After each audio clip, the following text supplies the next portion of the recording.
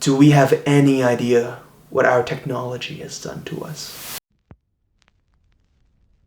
Heightened perception, cut off from succession in time, postmodern pathology, chrono-schizophrenia, cultural schizophrenia, dislocations and reversal, multiple, totalizing, and inevitable nature of contemporary lived experience. Timecode and Memento. These two films that came out at the turn of the millennium try to wrestle with our fracturing perspectives. Do we take photos to remember who we are? Or do our photos determine who we are? The reveal of Leonard's past is a pivotal moment that speaks to both Teddy's nonchalance and Leonard's delusion. The mirrored flashback shots where Leonard recalls giving his wife insulin followed by the same shot in which he merely pinches her create an uncertainty in the audience reflected in his stunned, blank expression. Leonard is so accustomed to his schizophrenic perspective that a direct confrontation with it results in this internal rupture. The same memory with details redacted. The repetition of the shot with the same frame, diluting the memories, the stillness of the camera in contrast with the prior movements, the flickers of grain, all dress this scene into this moment of rupture. A drop of light on his lacerated cheek, a splash of reality in his haze of self. Teddy tells Leonard, we all lie to ourselves, we all condition ourselves. How much easier is it when the past becomes compartmentalized? Teddy, without Leonard's condition, has found peace with this schizophrenic perspective. This statement is grotesque, but normative. Leonard's condition requires he takes photos, but the photographs trap him in his condition. Do we give up a part of ourselves? Do we start to forget when we take a photo? A close-up shot of Leonard desperately scanning for answers in his Polaroids, an insert shot of him flipping through them, a shot that has been repeated prior as ways of confirming his identity. Here he scrambles through his Polaroids in an attempt to reinstate his ego, yet it only serves to defamiliarize us with the photographs. The picture loses their power as pillars of his self and becomes frozen fragments defined by their inability to capture the meaning they were meant to anchor. Leonard Shelby leans on the photograph, but the photos are a house of cards, a breeze, and his identity shatters. Photographs take on the appearance of a fixed truth, offering an illusion of a streamlined narrative of self, whereas reality is often not so linear.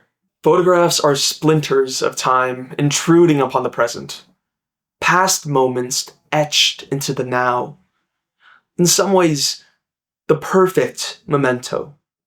Not just an object, a trophy that reminds you of a time, but an exact indexical moment. And yet that access to the presence of time lacks the ability to return the perspectives we embodied during the time. Hume's theory suggests that ourselves are made of bundles. And when it's an item like a trophy or a gift, we can kind of see how it creates and shapes a bundle. But as the item gets closer to resembling the real, like a photograph, it becomes normalized, and the bundle fades into hegemony. The bundle is no longer symbols or icons that resemble ourselves, but indexical items.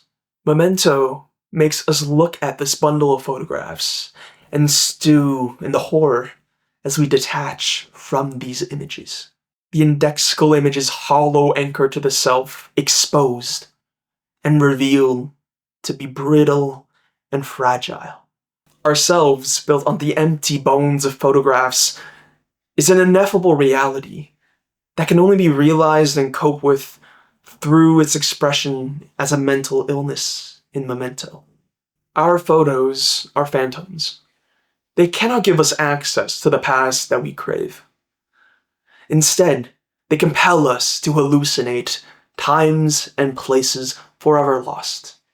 We enter them embodied in these amalgam of perspectives that never existed in those places. Through the normative abundance of photos, we live a temporally schizophrenic existence. How are we interfacing with screens?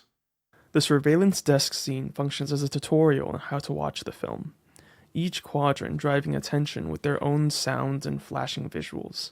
The pop of a tire, the rhythm of a dialogue, the flash of a fluctuating visual.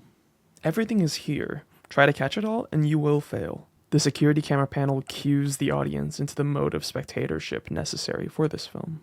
By the time the test screening scene arrives, the normative status of screens has seeped into the viewing experience. Watching timecode thus far has been schizophrenic, a challenging experience to keep track of all of the quadrants, but it is the presence of the screen within the diegesis that solidifies their role as the manifestation of the film's schizophrenic perspective in reality.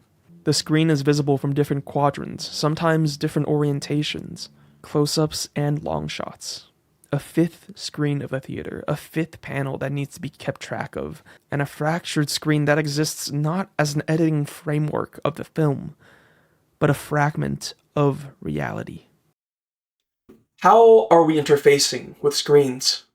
These disembodied perspectives that are in our homes, on our streets, on our bodies? Are we okay?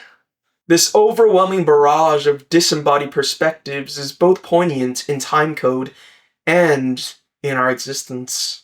We have screens everywhere shouting at us for our attentions. This was already an emergent idea when timecode was made. And a quarter of a century later, it has become all the more relevant. Watching timecode, we are disoriented, we are exhausted, keeping track of all of the quadrants and letting little things slip through and being all the more confused for it. And it makes us wonder, how are we okay? How are we existing where this is the norm? Fragmented and fluid, these disembodied perspectives spread our attention omnisciently everywhere. It gives us a godlike or spatially schizophrenic existence. We created something that sees the world differently, and we began to integrate that into our perspectives. With time and space at our fingertips, we live in empty rooms, omniscient and isolated. We stare into distant times and space, and it never stares back. We're influenced by invisible forces that carve out the parameters of our own isolation. We've become gods. And our ascension was a cage, a gothic swamp of our own making.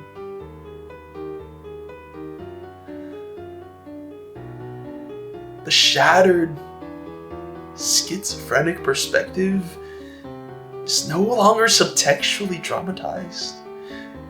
In the 2020s, it is explicit. It is the way we normatively cope with existence.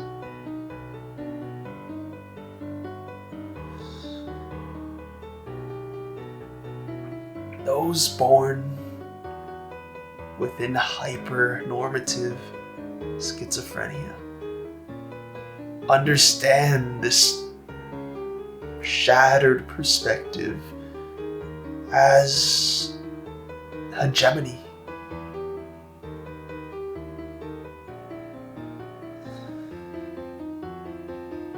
And when we all collectively dream our isolated dreams, that dream becomes our accepted reality. And with everyone asleep,